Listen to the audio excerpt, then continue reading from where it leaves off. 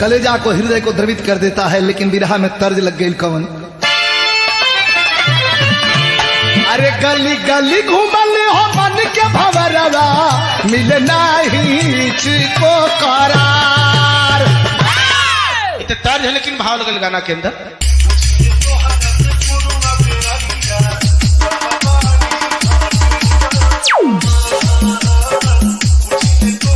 DJ Rajan Raj पंडित जी बलवापुर बाजार। इनका मोबाइल नंबर 96 48 25 42 80, दूसरा नंबर 80 81 31 79 22।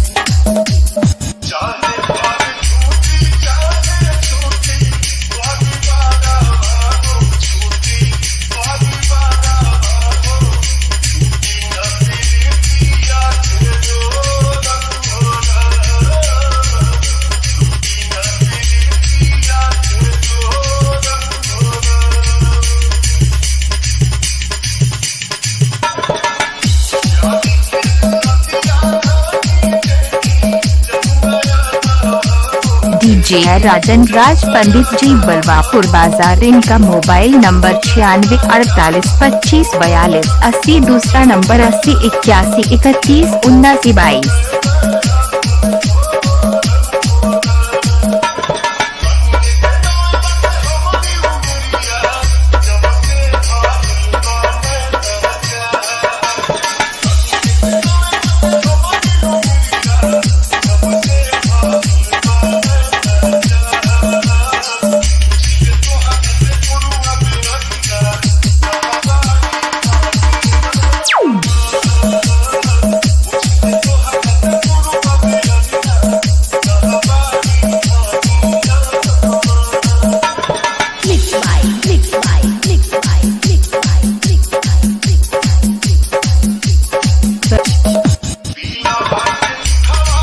डीजे राजन राज पंडित जी बलवापुर बाजार। इनका मोबाइल नंबर 96 48 25 42 80, दूसरा नंबर 80 81 31 79 22।